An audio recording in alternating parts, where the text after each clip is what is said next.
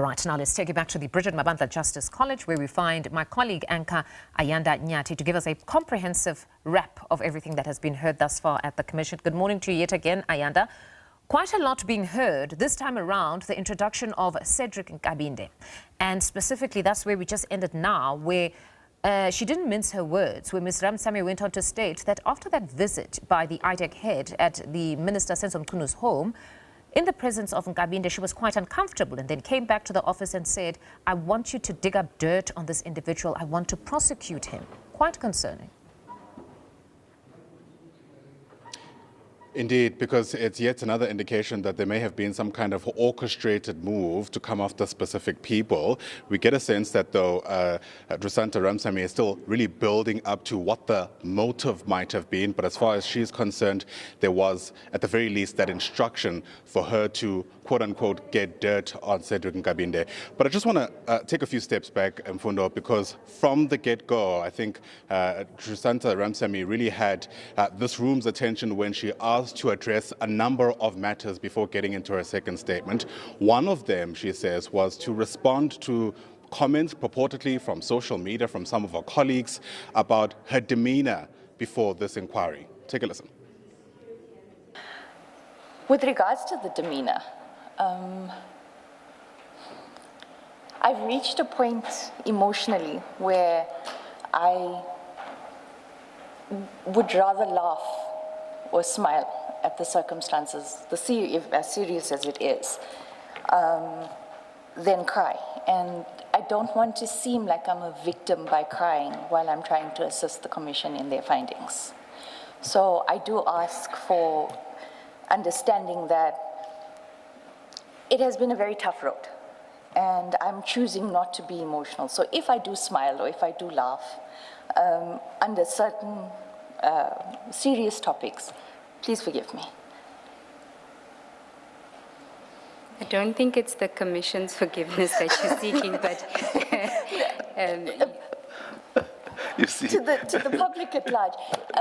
It also, it came across, or the comments were that I was being vindictive and I was enjoying the downfall. I was not. When I speak about certain things, I remember the circumstances in which, and I will explain that aspect and what was done and what was said and how it was said.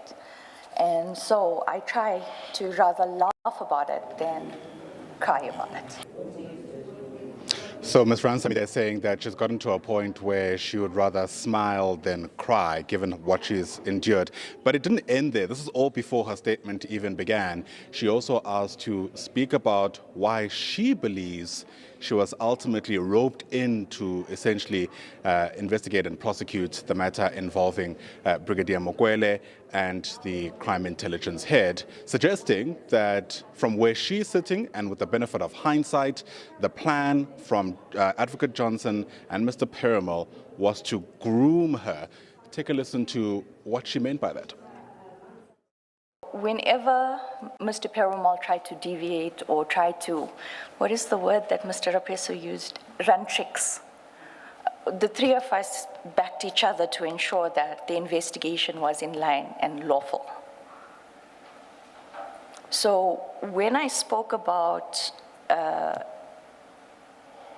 being chosen for this diversion project, in hindsight, now that I've looked at all the evidence and I've replayed conversations between myself and Advocate Johnson as well as Mr. Perumal, I am of the opinion that they were attempting to groom me into a prosecutor that would follow that line of march. And in fact, there was a follow-up question about what she meant by that. And Ms. Ramsamy said something to the effect of that she was meant to just follow instructions, but use her prosecutorial skills in executing those instructions. Canny Maphanga, as our senior reporter, has also been listening into all of this, and she joins us now live once again from the Bridget Mabanta Justice College. And Canny, this was, if you like, the things that Ms. Ramsamy wanted to get out of the way before we get into her statement, but I imagine it's the kind of comments that many people will still take note of. Yeah, absolutely. But you saw the Commission reassure her that that's not part of its terms of reference, nor is it interested in what the social media commentary is about her demeanor before the Madlanga Commission. But I find it quite interesting that she's put forth evidence where she makes quite a strong claim or allegation against Advocate Johnson and at least the suspended or now suspended Chief IDAC investigator, that they were trying to allegedly groom her into a prosecutor that would perform certain acts without providing any questioning to the authorities. And that would have been, if that was true, that would have been something that was be quite dangerous for IDAC, an institution of this kind of nature, to fight high-level complex corruption cases, and enjoys both the powers of prosecutorial powers and investigative powers, which no other body enjoys. And if it had that much power and could groom, allegedly, prosecutors to perform their particular alleged interests, that could have been very dangerous had it not come out before the Madlanga Commission. We're still at this stage, however, going through the motions of the different matters that she wishes to elaborate further. You see the forklift matter coming up, because we know that she was the lead on the Lushaba matter. And that is the allegation that the forklift was obtained with covert CI funds, and it was actually never delivered. I think that was the allegation. But it's one of the many cases in which it is alleged that IDAC was being used as a tool to fight specific individuals or battles. And I think that theme is persistent even in the Mchunu introduction, which is then where you find out that the instruction was allegedly that Gabinde, who was the chief of staff at the time, should have been investigated. Again, this is not something that I would imagine to engage IDAC's mandates, neither does the Lushaba issue, but again, IDAC finds itself in the center.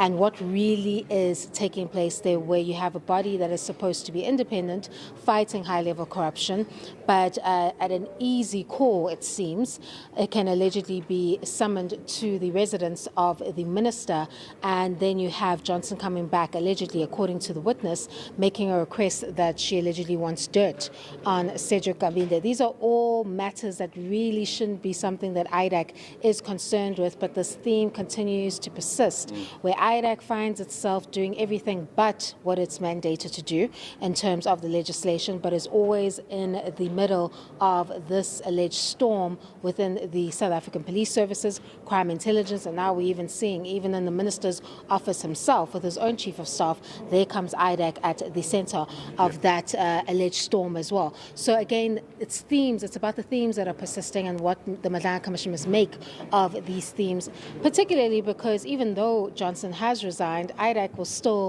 still exist, let's put it that way, and the Commission could make findings that either attribute to their, or contribute rather to their reforms, or possibly this unit facing further consequences in light of the allegations that have been placed before the probe. But nothing so far points to the pursuit of justice or anything that deals with that particular mandate. Everything that centers around these crime intelligence cases is actually not something that reflects well in terms of the leadership of Advocate Andrea Johnson. What is also, I suppose, starting to emerge is this idea that processes weren't really followed. I mean, Ms. Ramsamy speaks about how a witness attached to a case that she is prosecuting had a meeting with somebody else who wasn't even designated to their team. And this is the problem with having a body that has too much powers and it's not defined. You're seeing that investigators enjoy just as much powers as the prosecutors in this particular matter. And it seems that the now suspended chief IDAC investigator, that is Mr. Dylan Peramo, was actually able to do a lot and remain unchecked for quite a while. I'm not sure if it is a true statement that Johnson didn't know that Bellichin was involved or not, because there are two sides of this where it is being alleged that everything took place under her instruction. But if indeed he was able to do things without the ID knowing, that's a part of the problem as well, that the Commission will have to look at, because it seems that even though the matter had been taken over by the DPCI, that is the Forklift case, we're hearing evidence yet again that Paramount was able to continue with that investigation and also rope in someone who wasn't part of the team, which we understand from Ramsamy is actually unlawful to discuss matters with other team members. So a lot of concerns, but effectively I assume we're heading to a particular point and a particular major allegation that Ramsamy will conclude with, we hope, by the end of the day. We do indeed. Canny Maphanga, thanks very much indeed, our senior reporter here at the Bridget Mabanda Justice College. We've been left on quite the cliffhanger. Ms. Ramsamy saying in no uncertain terms that as far as she's concerned, Advocate Andrea Johnson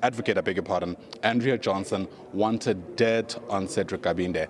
The question is, why? Hopefully we'll find out when this commission continues at around 11:30. For now, let's take a quick breather. More on the day's top stories when the agenda returns.